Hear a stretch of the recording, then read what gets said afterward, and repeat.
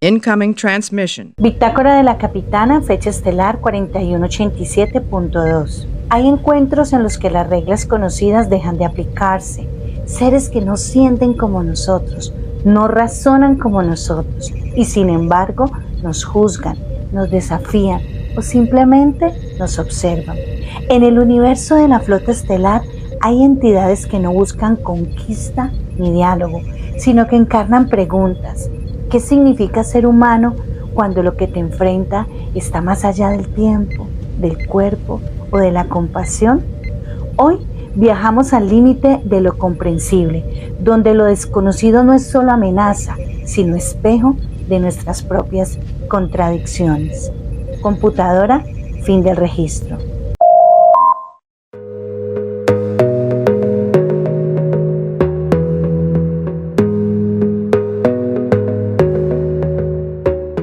Bienvenidos a Frecuencia Trek, el podcast donde desarmamos motores Warp.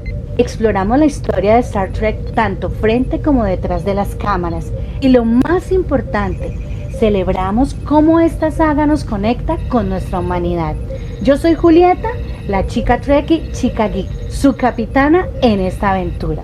Hoy me acompaña un invitado muy especial, analista, creador de contenido, conocedor del universo Trekkie, aunque debo confesar que también es sensible a la fuerza, porque hace streams semanales sobre Star Wars con Ginny en Punto de Fuga.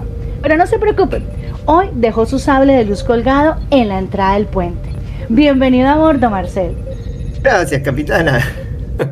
Me encantó su presentación. Le cuento a todo el mundo que vengo en son de paz, así como dijo, dejé el sable de luz colgado afuera. No son mucho mi herramienta de oficio los sables de luz, ya que yo me identifico más como piloto. Dejé el arma afuera. Y gracias al traductor universal tengo todo listo por si nos llegamos a topar con algún ser cósmico que prefiera los monólogos existenciales a las guerras galácticas. Bueno, Marcel, tú vienes del lado luminoso de la fuerza, pero cuéntanos, ¿cómo fue tu primer contacto con Star Trek? ¿Cómo es que una persona apasionada de Star Wars puede encontrar su camino en el universo Trek? Bien, te cuento que no hay... Yo soy una persona que tiene el corazón bastante abierto en cuanto a las historias que les gusta de disfrutar. Notarás que no dije consumir porque no me gusta cuando dicen, yo consumo tal película. No, yo las disfruto. o las sufro. Bien, en mi caso, y como es el caso de casi todos los fans uruguayos de Viaje a las Estrellas, nos metimos gracias a Next Generation. La próxima generación se empezó a emitir en el canal 10. No recuerdo si fue semanalmente o era todos los días, pero el asunto con Next Generation es que en su momento nos dejó sumamente atrapados. Creo que empezó a transmitirse en el 91 y bueno, ya con la aparición de Q, que al aparecer yo dije, claro, apareció vestido de Colón y yo dije, son piratas del espacio. Un pirata del espacio, claro, no, después empecé a ver y dije, no, esto es otra cosa totalmente diferente, es algo mucho peor. Y bueno, así como me incorporé. Y obviamente que entendía que era totalmente diferente que Star Wars, con su mensaje diferente y con su ángulo narrativo diferente. Ajá. Incluso la estética es diferente. Oye, qué interesante, porque no sé si es porque casi todos los de nuestra generación, o sea, la tuya, la de Ginny, Lorena, que fue una de las invitadas que tuve acá, y mi persona, hemos llegado al universo de Star Trek a través de la nueva generación. Yo creo que quizás la mayoría de los trekkies de nuestro continente latinoamericano quizás sea así, ¿no? Que fue nuestro primer contacto, fue a través de TNG. Y cuando tú llegas y te encuentras con Star Trek, Marcel, ¿qué te atrapó de ese universo? ¿Qué elementos del universo de Star Trek resonaron contigo? El viaje a lo desconocido siempre fue algo que a mí me llamó la atención. Descubrir, así como, como diría, suena como que fuera cliché, pero así como si fuera el monólogo del capitán, el Mm. viaje para descubrir nuevos mundos y nuevas formas de vida eran algo que me atrapaban mucho. Una cosa que no mencioné, por ejemplo, mis padres ya conocían Viaje a las Estrellas y a veces hacían muchas comparaciones que Ajá. yo no entendía porque no había visto los capítulos originales. Ellos sí, ellos decían, se Ujú. parece a fulano o tal cosa, o a veces nombraban que es cosa que pasan ahora, y ahora obviamente me doy cuenta, hacen referencia y decían, no, este tratamiento lo inventó el doctor McCoy, y yo, ok, un ciudadano, y ellos decían, mirá, el doctor McCoy. Y yo quedaba como que, incluso en el primer episodio, cuando aparece Coy como un ancianísimo hombre que no sé si Sí. tenía 10 años, yo decía, ok, un anciano, anda a saber quién es. Y después lo miro y veo que era McCoy y es como, ¿cómo se me escapó esto en su momento? Yo no veía la serie. Ujú. Sí, sí. Pero Bueno, la exploración, el viaje a lo desconocido y eso lo que fue en su primer momento. Ahora te podría decir cómo Star Trek funciona de espejo de la realidad. Es una de las cierto. cosas que me gustaba. Sí. Ujú, es verdad, sí, sí. Bueno, a veces yo también soy fan del universo de Star Wars, soy fan de ambos, aunque mi primer amor siempre será Star Trek, pero a veces hay como esa discusión que me parece absurda de cuál es mejor, no es que ninguno es mejor, cada uno aporta lo suyo, pero sí me gustaría preguntarte, no a modo de polémica, sino de curiosidad, teniendo tantas historias en Star Wars que son épicas, ¿no? ¿Qué te aporta Star Trek de pronto que no encuentras allá o dónde sientes que está el valor distinto de esta franquicia? Bueno, generalmente, salvo ahora en el ejemplo más reciente con Andor, Ajá. Star Trek, como decía, funciona de espejo de la realidad. Mm. Eh, Siempre fue esa la, uno de los temas fundamentales de Viaje a las Estrellas. Ahora en Andor, es una serie que, perdón por que me vaya un poco de tema, lo hago No, breve. no, está Es una bien. serie que es increíblemente, tiene un mensaje increíblemente antifascista en un momento donde Sí. esto está empezando a proliferar todos, por todo el mundo, digamos todos los continentes. Mm. Eh, y era algo a lo que, si bien Star Wars, la Guerra de las Galaxias, en algún que otro momento podía acercarse a eso, lo hacía de forma muy tangencial. Ujú. No era tan directo como lo está haciendo Andor, que es como lo estuvo haciendo Viaje a las Estrellas de toda la vida.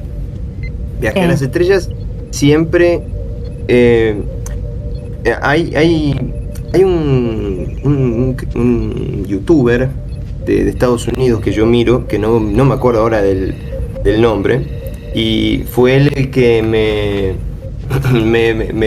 me puso en la orientación de lo que te voy a comentar ahora. Ajá. Star Trek no es tanto sobre el futuro de la humanidad, ni tanto sobre desear el futuro optimista que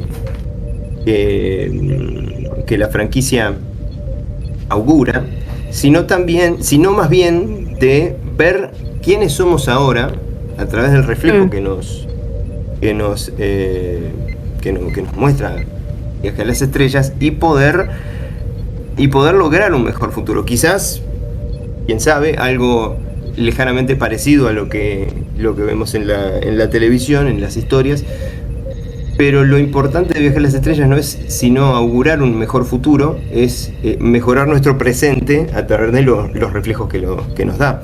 En el pasado casi hasta gracioso, como ocurría. Bueno, como por ejemplo cuando encontraban este planeta donde eran la mitad negro, la mitad blanco, y la mitad de la población era la mitad negro del otro lado y blanco del otro lado, como una, ¿cómo se llama? Como una referencia al Metáfora, racismo. yo lo diría, ajá, una metáfora, sí. Bueno, no sé si metáfora, porque era bastante como una patada en la cara, como una alusión al racismo bastante directa.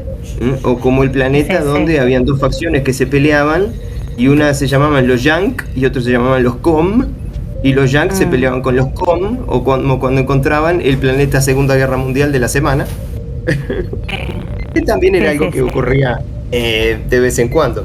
No sé cuántos planetas Segunda Guerra Mundial le aparecieron, pero fueron unos cuantos. Es cierto, es verdad. Los Cherón, sí, me gusta muchísimo ese episodio con los Cherón, ¿no? Bueno, y ya Sí. entrando en materia, Marcel, porque hoy vamos a enfocarnos en el episodio, en un tema que no hemos tocado aquí, que me parece muy interesante, y es los seres cuasi divinos, casi como omnipotentes, que pueblan el universo, las series de Star Trek. Tenemos el más conocido de todos, que es Q, pero también tenemos otros como Kevin Axbridge y compañía, que hacen que sea muy, muy, muy interesante cada uno de ellos, y pueden ser un reflejo, como dice Marcel, y estoy totalmente de acuerdo contigo. Star Trek era un reflejo de la realidad. Hace unos días hablábamos con unos amigos en la hora de almuerzo, que me encontré que son trekkies de casualidad. Qué maravilla en el trabajo encontrarse gente trekkie.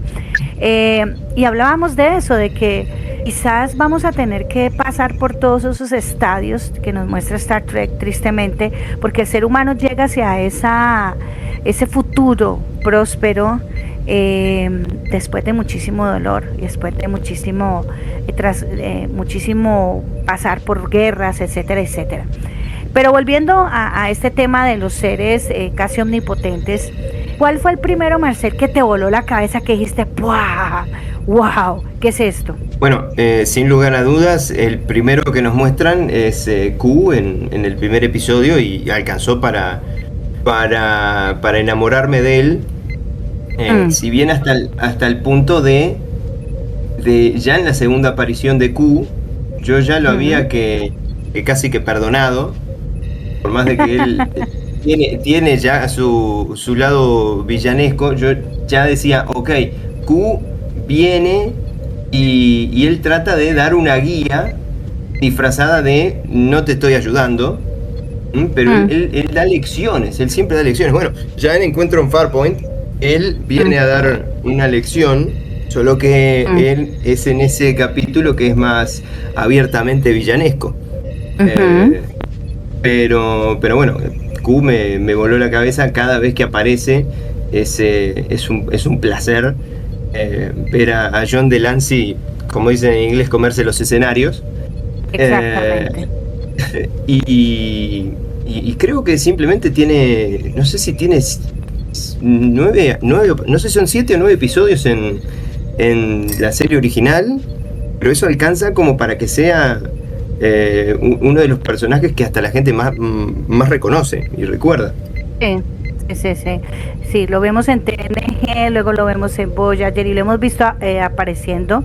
Incluso tuvo un muy brevísimo cameo en Lower Decks, donde va a aparecer y de una lo despachan, como, ay, no, ahorita no, y pum.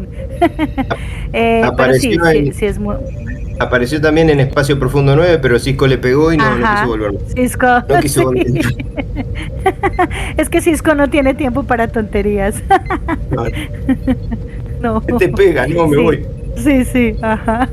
Bueno, para nuestros oyentes de pronto que están aquí como recién llegados al universo de Star Trek, en este universo los Q son una raza de seres omnipotentes que se presentan como dioses. Ellos tienen la capacidad de alterar la realidad según su voluntad, ¿no? Y a menudo pues parece como que juegan con los humanos y los usan como juguetes o los prueban.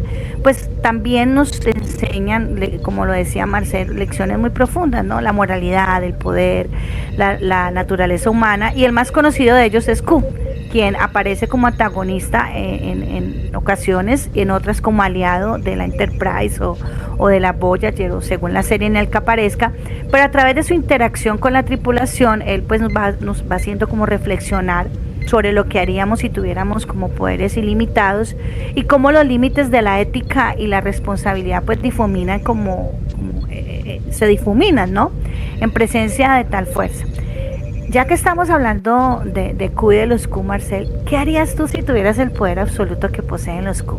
¿Tú serías capaz de usarlo para el bien o caerías en la tentación de jugar con ese poder? Qué pregunta difícil. Probablemente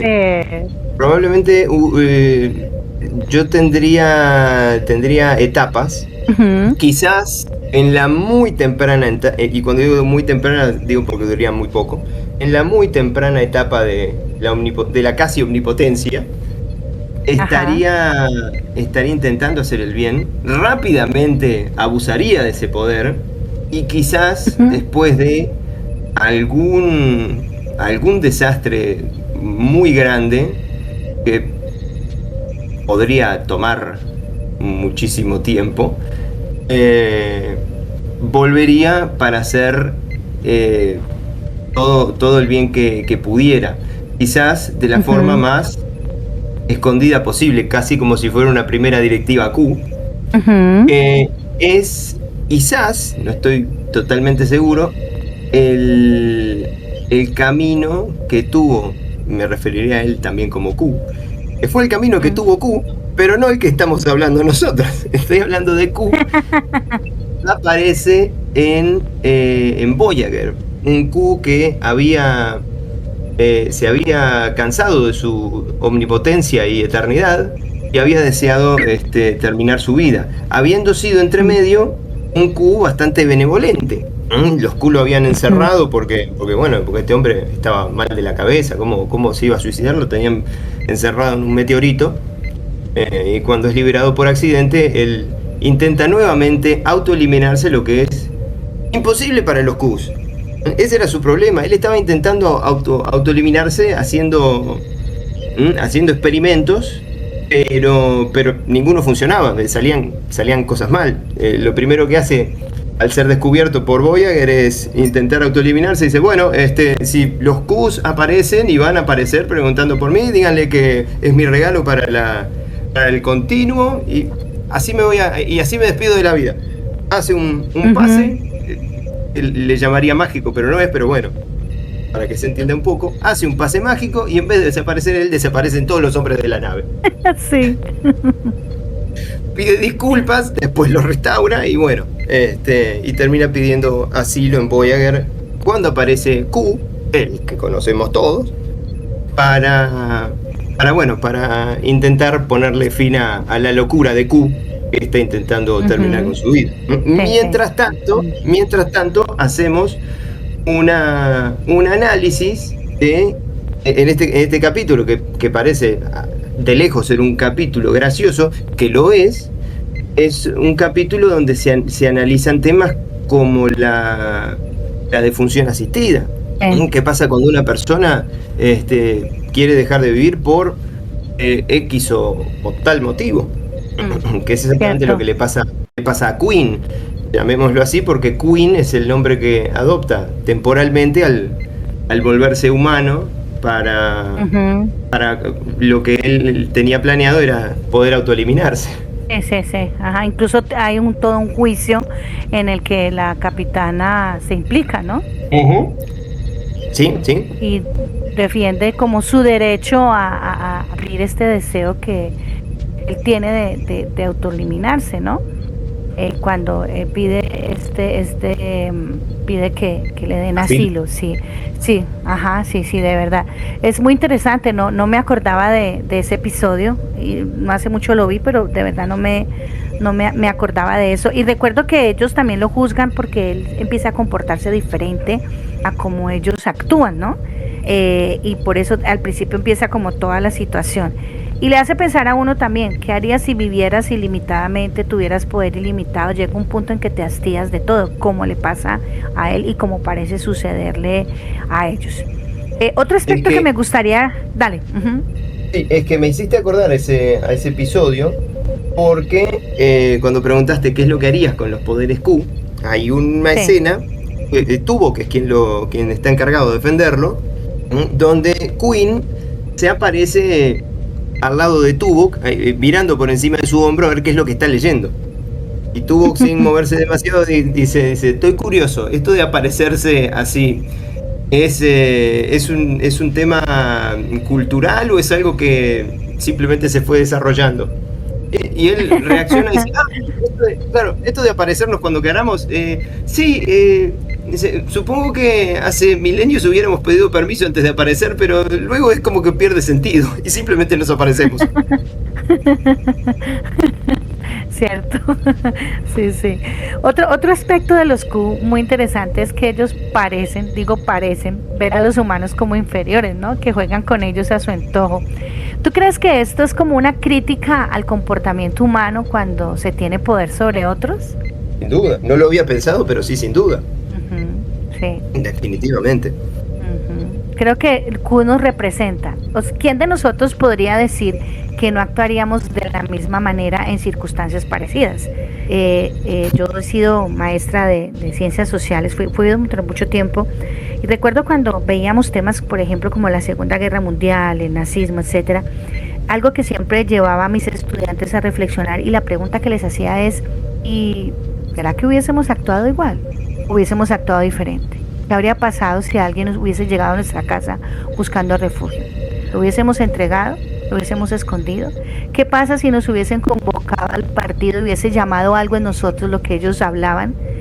Y yo creo que es eso, ¿no? Creo que los Q también son un vehículo para mostrar lo que podemos llegar a ser. No somos tan perfectos como queremos, ¿no? Y otro aspecto de ellos muy interesante es que aunque son extremadamente poderosos, a veces parece como que no comprendieran como la empatía, lo que significa ser humano, ¿no?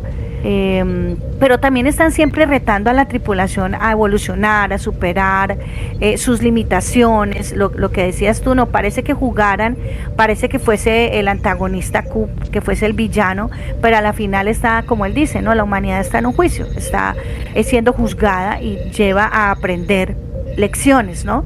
¿Tú crees que el poder aquí puede ser una herramienta para el crecimiento o más bien como un obstáculo que puede frenar nuestra evolución, un poder así? Qué pregunta, ¿eh? Aquí somos muy reflexivos en Frecuencia Trek. Es una pregunta difícil porque los Qs tienen a veces un doble discurso que se lo puedo asignar a simplemente diferentes guionistas. No son los Q, son los guionistas. Tienen un discurso que es ayudemos a través del Q que conocemos nosotros. El resto del Q, del continuo, quizás es más indiferente hacia el resto de los seres que no tienen sus dones. Pero Q tiene generalmente la visión de voy a ayudar a la humanidad a ir rompiendo barreras lentamente para ayudarlos en su desarrollo. Bien, pero a veces tienen el discurso de los humanos nos dan miedo porque ustedes evolucionan mucho y nosotros hace eones estamos estancados. Y si nosotros no aprendemos a evolucionar como ustedes, va a llegar un momento donde nos van a sobrepasar. Y cuando dicen, sí, bueno, pero estamos hablando de eones. Y los Q dicen, sí, bueno, para ustedes son eones, pero para nosotros son unas horas. Un mes. Claro. Entonces están esas dos vertientes. Si yo tuviera que elegir, te diría que la primera, porque es más o menos el enfoque que generalmente tienen. El enfoque de ayudemos a la humanidad, o a veces es no vamos a interferir de forma negativa con X o tal especie. Así que los Qs generalmente han tenido un rol de árbitros un poco más benevolentes que sádicos. Y también sabemos que el continuo ha castigado a Q algunas veces cuando se sale mucho de de lo que son sus lineamientos. Incluso le quitaron el poder durante un tiempo. Sí, una vez le quitaron el poder. También, ojo, también diría que parece que se mueve a través de los escalafones de la sociedad durante varios episodios, en los cuales parece que en uno es como uno de los eslabones más chiquitos, donde recibe órdenes de todos, y en otros es un miembro muy influyente de la comunidad, donde puede a través de sus influencias alterar los designios de lo que es el alto concilio del Continuum Q. Ya para finalizar con Q, y tú tocaste el tema, los Q a veces actúan como jueces de la humanidad, ¿no? Pero uno se pregunta, ¿tienen derecho a juzgar nuestra especie si no nos comprenden? Aquí la pregunta es, ¿qué crees tú, Marcel, que hace que una entidad sea digna de juzgar a otra o no debería hacerlo? No debería juzgarla. ¡Qué difícil! No, yo quiero irme de vuelta al programa mío donde hacemos preguntas más fáciles. Yo diría que una civilización, una raza, una especie, podría tener el derecho de juzgar a otra si ya atravesó la situación a la que está juzgando a esa otra especie menor. Eso desde un punto de vista, digamos, ético, aunque también una civilización podría entregarse el derecho de juzgar a otra simplemente porque le place. O porque tiene el poder para hacerlo. Claro, simplemente porque tiene el poder para hacerlo. Y te diría desde un punto de vista quizás hasta más tricky en este momento, una especie no tiene el derecho en ningún momento de juzgar a otra. Exactamente, sí. Y eso aplica para los seres humanos, ¿no? ¿Quiénes somos para juzgar al otro si no conocemos sus circunstancias? O incluso si las conocemos, no las hemos vivido. Una cosa es juzgar desde afuera y otra es estar en los zapatos del otro, vivir lo que él ha vivido. Que creo que es una lección que quizás vamos aprendiendo a medida que vamos madurando, y yo diría envejeciendo. Yo me veo a mí misma y quizás hace unos 10, 15 años era muy juzgona, había cosas en las que era muy radical.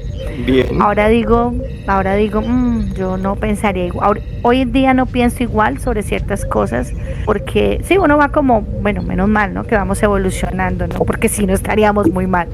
Pero bueno, aparte de Q en el universo de Star Trek, pues hay otras entidades, ¿no? Que consideran a los humanos una curiosidad, una molestia, una especie inferior.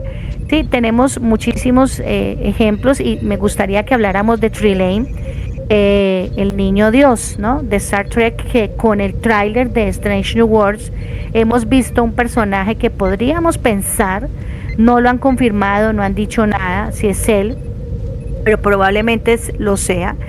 Y Trelane es ese niño Dios, ¿no? De Star Trek, que para mí demuestra cómo el poder absoluto puede ser peligroso e incomprendido, porque él parece inofensivo y juguetón, pero utiliza el poder para manipular a los seres humanos como si fueran juguetes, ¿no? Y más allá de esas bromas y esos comportamientos infantiles, Trelane nos muestra como un aspecto que es inquietante, que es la capacidad de perderse en el poder, ¿no? Sí, sin comprender sus consecuencias. Si existiera alguien como él en nuestro universo, en nuestra realidad, ¿cómo crees que nos afectaría si existiera alguien con ese poder aquí en nuestra realidad? Te voy a contestar con una frase que he visto recientemente en las redes, que es: llamen a Dios. Sí. Si llegara a existir un ser medianamente parecido a lo que es Trelane, estamos fritos. No tendríamos la menor chance de enfrentarnos a esa criatura. Quizás, porque tampoco la tenía Kirk, la menor chance, pero Kirk lo logra manejar dentro de ciertos límites, con ingenio y con la palabra, con diplomacia. Hasta que vienen los papás. Y viendo a Trelane, yo creo que es una enseñanza, es una metáfora sobre la responsabilidad de tener poder. Como lo hemos dicho, Star Trek es mucho más que simplemente uniformes, naves espaciales. Siempre hay allí una lección, digámoslo así, un espejo en el cual mirarnos. Y para mí Trelane es eso, ¿no? La responsabilidad de tener poder.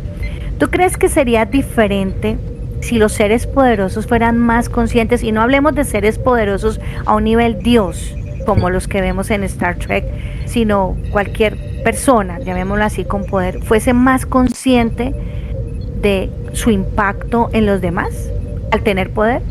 Acá nos estamos saliendo un poco quizás de lo que es Viaje a las Estrellas, pero yo creo que puede existir una especie que tenga ese tipo de conciencia, pero si nos ponemos a nosotros los humanos como barra medidora, te diría que las chances son de que una especie que está sobre otra en términos tecnológicos y de conocimiento se lleve por delante a la otra.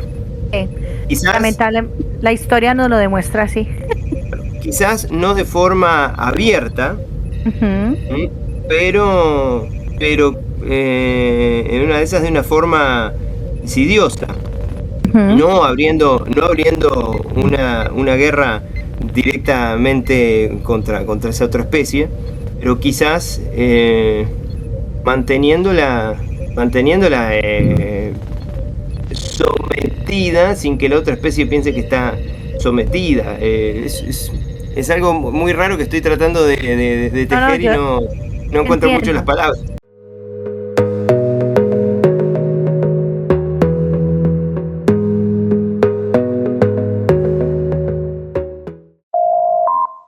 Bitácora suplementaria. A lo largo de nuestra historia, la flota estelar ha registrado múltiples encuentros con entidades de poder casi ilimitado. Curiosamente, en los archivos tempranos de la Enterprise D se documenta que Nahilun consideraba la muerte una simple curiosidad biológica, una que estaba dispuesta a estudiar directamente, sin considerar el impacto emocional de su experimento. Estos seres tan distantes de nuestra escala emocional y moral suelen actuar con una lógica incomprensible y sin embargo reflejan nuestras propias preguntas no resueltas. ¿Hasta qué punto seguimos proyectando nuestra necesidad de significado sobre lo que no entendemos?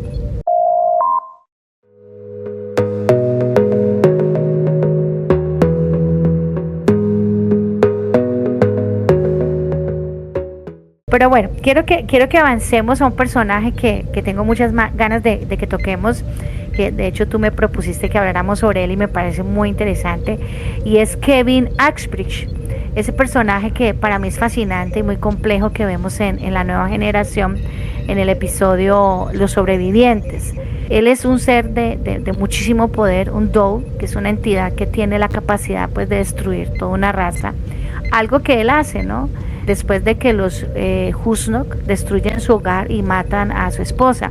Y para mí este episodio, donde aparece él, es como todo un estudio de venganza, de dolor, de poder absoluto. Tiene momentos muy graciosos como Worf tratando de equilibrar una tacita de té para tomar el té. Pero aquí lo interesante es cómo Kevin Uxbridge utiliza su poder para destruir a los Husnok. Pero también el hecho de que al hacerlo enfrenta como una carga emocional tremenda, ¿no? Que para mí es una metáfora de cómo el dolor de la pérdida puede llevarnos a decisiones irracionales o destructivas, ¿no? Que es algo muy humano, que quizás no lo hacemos a un nivel cósmico porque no tenemos el poder, pero no sabemos si teniendo el poder lo haría. Y a pesar de que es una entidad, Uxbridge, que debería ser capaz de trascender la emoción humana, él, digamos, sucumbe a la ira y la venganza, ¿no? Y te hace reflexionar, ¿no? Si el poder absoluto justifica la venganza o aquí hasta qué punto el sufrimiento personal puede justificar la aniquilación de una especie, ¿verdad? Es que no tiene justificación, eso lo dice Ajá. el propio ser, interpretado por, creo que era John Anderson, para que, ahora tengo que mirar, sí, John Anderson, que a mí me gusta mucho verlo en el idioma original, Sí. más que a otros personajes, Concuerdo. por la voz que tiene el actor. El actor tiene esta voz así, un poco así. Soy una entidad. Y todavía la estoy traduciendo. Nosotros somos un pequeño matrimonio aquí, déjenos en paz, por favor. Así con este yeyeo que me encanta. Este señor Anderson, el disfraz de esta entidad que no sé si en algún momento se identifica, dice el nombre de la especie, ¿puede ser? Sí, No. sí, sí, no recuerdo, pero sí sé, pues habiendo investigado en Memory Alpha, que es un Doe.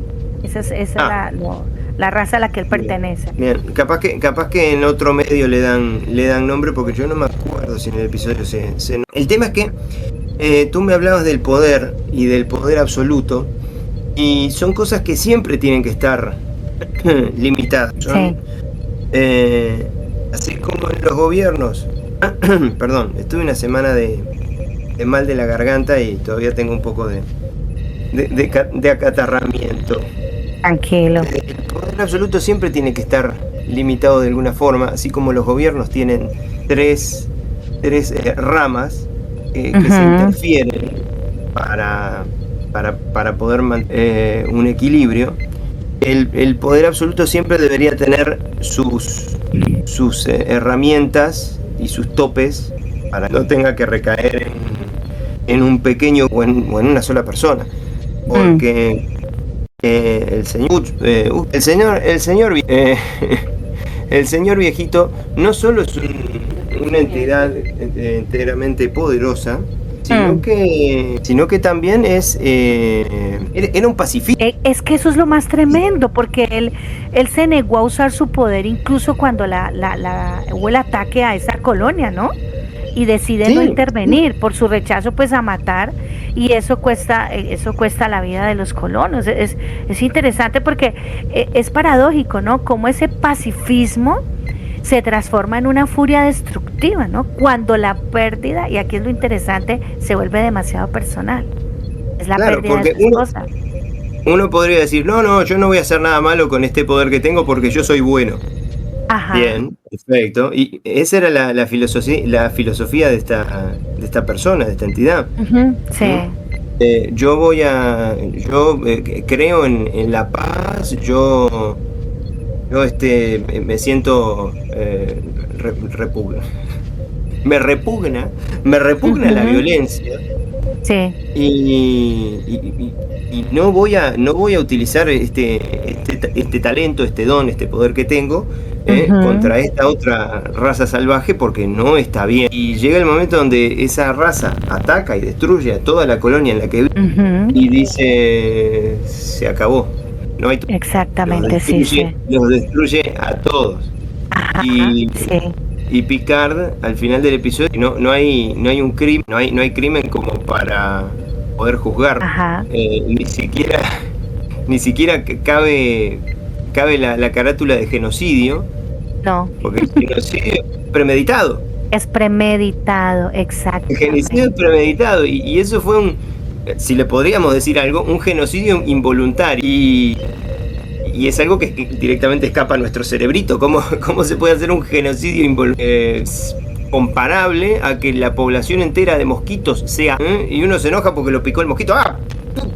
¡Ay, maté al mosquito! ¡Ay, le pegué porque me picó y no me... ¡Ahí! Y todavía... No sé si es todavía más lejos. Pero bueno, un pacifista que se negaba a utilizar su poder para la guerra termina usándolo de la forma... más destructiva. Absoluta y determinante. Picard dice, no entiendo mucho de este ser, pero lo único que entiendo es que tenemos que dejarlo solo. Dejarlo solo, sí. Eso para mí es abrumador cuando termina, sí. Ajá, sí. Es que es muy interesante. Yo creo que este es un episodio de Star Trek que realmente, hablando en términos filosóficos, es muy denso, ¿no? Es muy denso porque se plantea si hasta qué punto digamos, los principios morales se pueden sostener o son caen frente a una situación, porque sí, claro, el tipo es muy pacifista, se da el lujo como de la inacción, su pacifismo inicial parece correcto porque no, yo no voy a intervenir, pero luego cuando es de cerca le llega la tragedia, su reacción es desproporcionada porque mata no solamente a culpables sino a inocentes, que curiosamente para mí tiene un poco de eco de lo que hace Anakin cuando va a rescatar a su mamá y ella muere. Sí, No lo había parece. pensado, se me parece muchísimo, ¿no? Se parece. Sí. Que en este caso para Kevin es como la fragilidad de sus principios, ¿no? Ante el dolor y también la imposibilidad de redimirse tras una venganza absoluta. Y a mí sí me hace pensar eso, ¿qué haríamos si tuviéramos ese poder? Perdiéramos lo que más amamos, ¿seríamos capaces de controlarnos o caeríamos en la ira y la venganza? ¿Sí o no? Es que uno podría, en base a un ingenuo optimismo, mantener la idea de que yo planeo llevar adelante este poder para el bien, pero en un instante una tragedia o un evento nos puede hacer cambiar absolutamente. Quizás el único personaje que hasta ahora viene llevando muy bien esto de la omnipotencia es Riker. Porque para mí Riker sigue siendo Q. ¿Te parece? Ah, sí, No, sí. Riker nunca lo había pensado así. Interesante, Marcel. A mí en ningún momento me dicen que Riker pierde sus poderes. Así que yo secretamente pienso que él se está haciendo pasar todavía por humano y se hace ver como más viejito. Pero bueno, algún día morirá morirá, abro comillas, no me ven, pero abro comillas y sabremos la verdad y escapará Q de allí. Y se irá a otro plano del universo donde le seguirá pasando sus días. ¿Sabes en qué me baso? No solo en que en la serie nunca te dicen eso, nunca te dicen que a él le retiran los poderes, sino que, si bien uno lo podría pensar,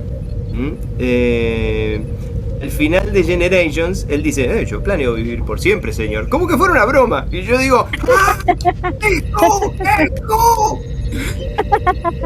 Bueno, podríamos decir que ese Q atrapado en el cuerpo de Riker está usando todos sus poderes para darnos los mejores episodios de Star Trek. Claro. para dirigir los mejores episodios de Star Trek. Bueno, pero eso soy yo escribiendo fanfiction.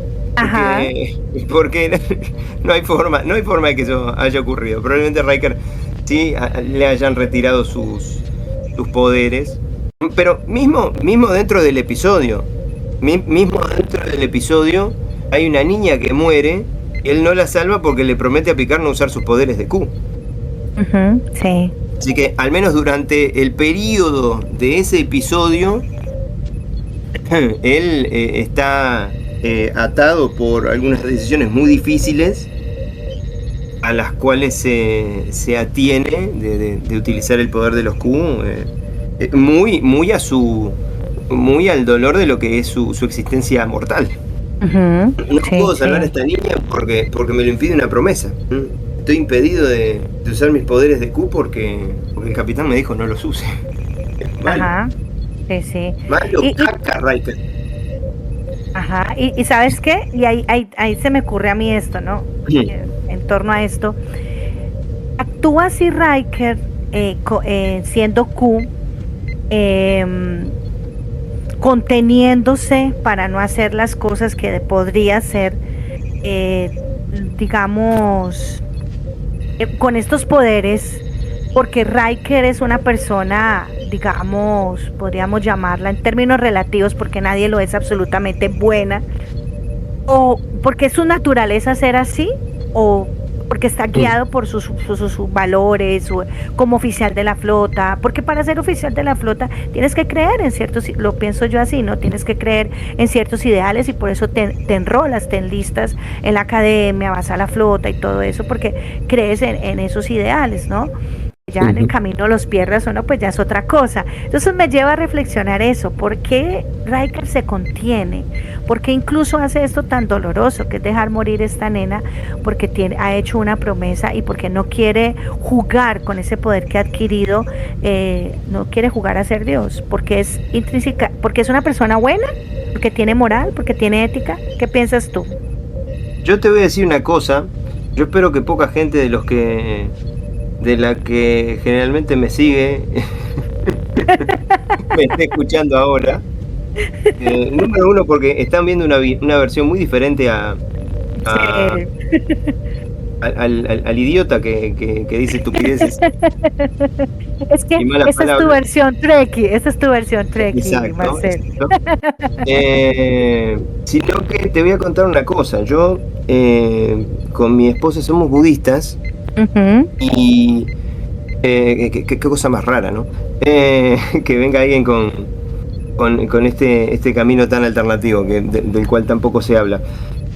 Y nuestro maestro dice, nuestro guía sensei del budismo dice que la bondad, lo estoy bastardeando y simplificando mucho, pero la bondad crece y se nutre del dolor. Una persona que experimenta el dolor y el sufrimiento es quien puede forjarse en la bondad. No dice que tenemos que activamente buscar sufrir y pasarla mal, pero es una forma de sobrellevar y transformar los venenos de la vida en, como dicen, medicina. Eso sí es una frase de ellos, o mejor dicho, una frase budista. Transformar el dolor en medicina, que también los japoneses la tienen, que es hay que transformar las desventajas en ventajas. Yo creo que Riker, más o menos, es una persona que tiene sus sufrimientos, no tanto como el jefe O'Brien. El jefe O'Brien, que tiene el potencial bajo esta lupa de ser la persona más buena de la flota. Sí. Por eso en Lower Decks le dan su estatua. Claro. Sino que a eso voy. Una persona que realmente ha sufrido, que realmente la ha pasado mal, es quien tiene las herramientas para llevar adelante los actos más nobles y desinteresados. Es cierto, sí. Es verdad, es cierto, porque si te pones a ver también Riker en el episodio, él le ofrece como a la tripulación como regalos, ¿no? La posibilidad de cumplir los sueños imposibles y ellos lo rechazan, ¿no? Por ejemplo, él le dice a Wesley que lo puede convertir como en adulto, ¿no? Y recuerdo que Wesley le dice algo así como, no, es que yo quiero llegar allí por mi propia cuenta. Y creo que él va comprendiendo que hay como un valor intrínseco en el esfuerzo, en el crecimiento personal, ¿sí? En alcanzar las metas por mérito propio, de no quitar a los demás como la oportunidad de crecer y de aprender a través de sus propias experiencias, ¿no? Creo yo. Y como dices tú, también el sufrimiento pues que nos da como la empatía, ¿no? Para entender al otro y no usar los poderes para nuestro propio beneficio, porque nosotros también hemos sufrido y hemos pasado por eso. Pero también creo que me gusta muchísimo que él le ofrezca esto a Wesley lo rechace y que eso lo haga como a él reflexionar en frente a esto, ¿no? Que cada uno, sí, porque uno diría, madre, tengo aunque sea por media hora, por 10 minutos, el poder de Q, ¿qué haría? ¿Acabaría con el hambre en el mundo? Sí, no sé, la sequía, salvaría niños, ¿cierto?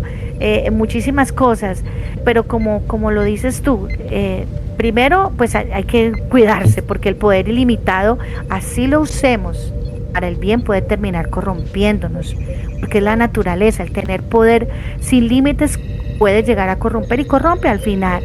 Pero también el tomarlo como un acto de humildad y responsabilidad, que la grandeza no reside como en el poder, sino en la capacidad de usarlo, no usarlo, creo yo, cuando se podría hacerlo sin límites, respetando la posibilidad de crecimiento y en cierta manera la dignidad de cada persona.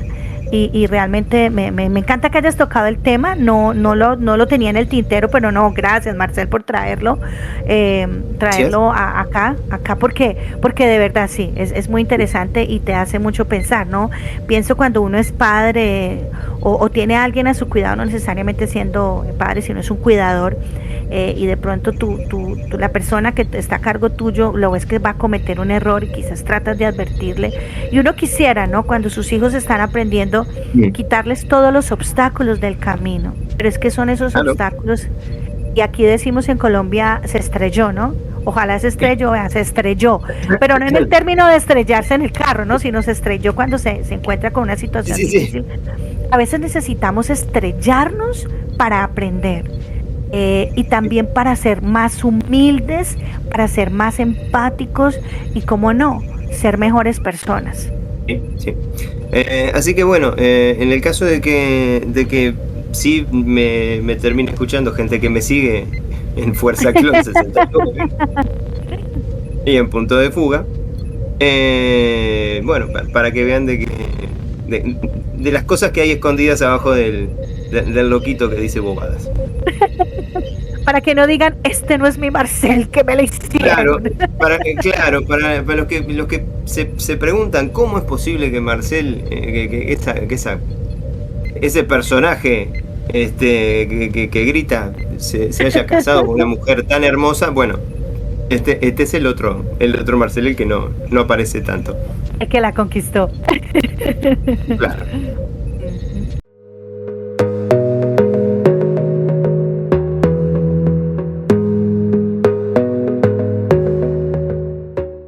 Priority 1 message coming in on secured channel. Por directiva de la Flota Estelar, este episodio ha sido clasificado como de alto contenido filosófico y especulativo. Dada su complejidad y el riesgo de padecer anomalías mentales por exposición prolongada a entidades como Cum o Trilane, su transmisión será dividida en 2 partes. Así que mantengan sus mentes abiertas, sus phasers en modo filosófico, y nos encontramos en el próximo episodio de Frecuencia Trek para la segunda parte de este viaje entre lo divino, lo misterioso y lo desconocido. Larga vida y prosperidad. Transfer complete.